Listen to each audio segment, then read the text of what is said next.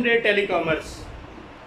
आज का ये वीडियो बहुत इंपॉर्टेंट है। सेक्टर स्वैप का issue as a BSS telecom engineer आप किस तरह रिजॉल्व करवाएंगे वो मैं आपको बताऊंगा।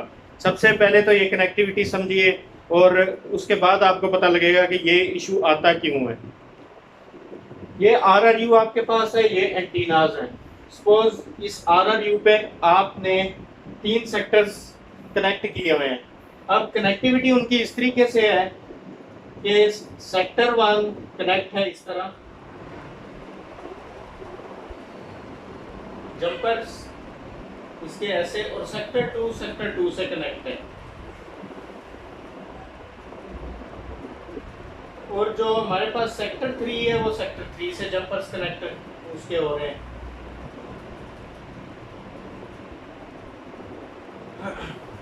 अब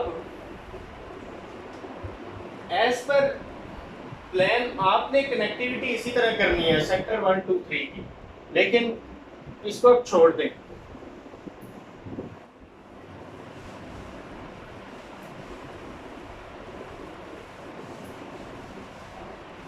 अब आपके जो रीगर टेक्नीशियंस हैं उन्होंने क्या किया कि गलती से कनेक्टिविटी क्या कर दी, सेक्टर 3 को सेक्टर 1 से कनेक्ट कर दिया। अक्सर क्योंकि एक्टिविटी रात के अंधेरे में होती है और अंधेरे में अक्सर जो है रीगर टेक्नीशियन काम करते करते, अब इंसान है गलती हो जाती है, वो स्वैप डाल देते हैं। सेक्टर 2 वैसे ही कनेक्ट कर दिया। अब सेक्टर 3 को जो सेक्टर 1 से कनेक्ट कर दिया, अब क्या हुआ, इसमें आ गया स्वैप इशू। किस सेक्टर में, सेक्टर 1 एंड सेक्टर 3 में। आपको बैक ऑफिस की तरफ से जो इंस्ट्रक्शंस आएंगी वो यही आएंगी। सपोज आपका आरआरयू है 2100 फ्रीक्वेंसी बैंड का, 2100 मेगाहर्ट्ज का, वो आपको कहेंगे कि 2100 मेगाहर्ट्ज फ्रीक्वेंसी बैंड का आरआरयू है और उसमें सेक्टर 1 और सेक्टर 3 के दरमियान में आपने स्वैप का इशू रिजॉल्व करना है। तो सबसे पहले आप अपने रीगर को ऊपर भेजेंगे कि वो चेक करके आए कि किस तरीके से कनेक्टिविटी की गई है। उसके बाद आप उसे कहेंगे कि भाई जो सेक्टर 3 के जंपर्स हैं उनको वेरीफाई करो कि वो किससे कनेक्ट हुए हैं। सपोज वो एंटीना की आरआरयू की पहली 2 पोर्ट से अगर कनेक्ट हुए हैं, क्योंकि पहली 2 पोर्ट्स होती हैं हमारी सेक्टर 1 के लिए, अगली 2 हमने रखी होती हैं सेक्टर 2 के लिए और उससे अगली होती हैं सेक्टर 3 के लिए। सपोज अगर जंपर्स वेरिफिकेशन के दौरान में उन्होंने सेक्टर 1 का जंपर सेक्टर 3 में लगाया हुआ है, तो वो किस तरह से ये इशू रिजॉल्व करेंगे कि वापसी रिवर्ट करेंगे इसे, सेक्टर 3 को सेक्टर 3 से कनेक्ट कर देंगे और यहाँ से जो जंपर निकालेंगे वो सेक्टर 1 में लगा देंगे, तो तब ये इशू रिजॉल्व होगा।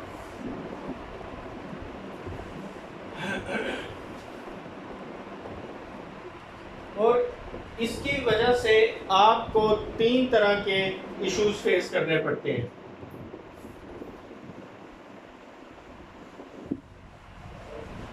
और वो इश्यूज किन तरह के होते हैं वो मैं आपको बताता हूँ।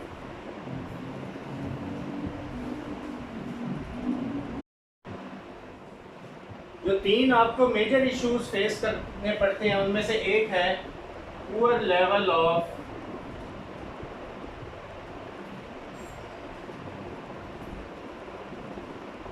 अपलिंक सिग्नल्स, और जो दूसरा है ग्रेटर लेवल ऑफ इंटरफेरेंस।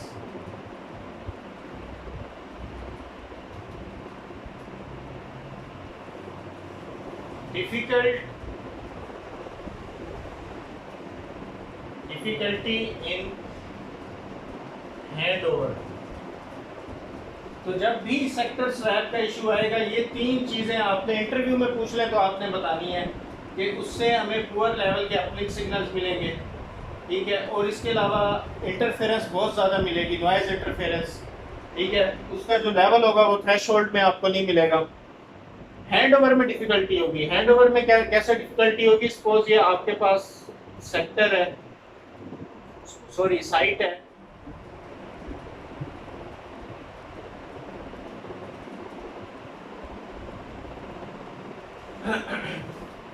एक अगली इसकी साइट है,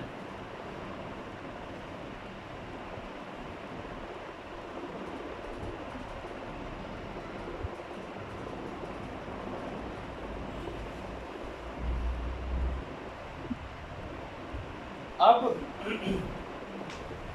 जब आप सपोज इनके दरमियान में जो डिस्टेंस है वो 5 किलोमीटर्स है। जब आप एक सेक्टर से दूसरे सेक्टर में जाएंगे या फिर एक साइट से दूसरी साइट पे जाएंगे तो नेक्स्ट साइट पे जाते हैं आपको पिछली साइट आपके सेल फोन को हैंड ओवर करती है अगली साइट के पास। मींस कि आप जो सर्विसेज फिर वहाँ से यूज़ कर रहे होते हैं वो अगले टावर की तरफ उस एरिया में जाके यूज़ कर रहे होते हैं। लेकिन जब आपने सेक्टर स्वैपिंग की होगी तो उसके बाद आपको ये इशू फेस करना पड़ेगा, आपकी कॉल पे ड्रॉप्स होंगी, इसके अलावा आपके इंटरनेट सर्विसेज डाउन होंगी और आपको दोबारा से मोबाइल रीसेट करना पड़ेगा। और इसके अलावा अगर आपको सिग्नल स्ट्रेंथ है वो भी पुअर आ रही होगी। तो इसको रिजॉल्व करने का भी मैंने आपको तरीकाकार बता दिया है और ये कनेक्टिविटी भी सारी समझाई है। उम्मीद है आपको ये समझ आई होगी। और इसी के नीचे जो आप RRU देख रहे हैं ना लगे हुए, ये जो बॉक्स टाइप लगे हुए हैं, ये इंस्टॉलेशन के दौरान ऐसे होता है कि दूसरे सेक्टर के जंपर तीसरे में लगा दिए, तीसरे के दूसरे में लगा दिए, तो उसकी वजह से सेक्टर स्वैप आ जाता है। तो यहाँ पर हम अपने रीगर्स को भेज के, टेक्नीशियंस को भेज के ये इशू रिजॉल्व करवाते हैं। हम उनसे जंपर ट्रेस करवाते हैं, ट्रेस करवाने के बाद फिर वो सेक्टर वाइज उसको लगाते हैं। तो स्वैपिंग जब आप रिमूव करते हैं तो उसके बाद ही आपको सर्विसेज अच्छी मिलती हैं।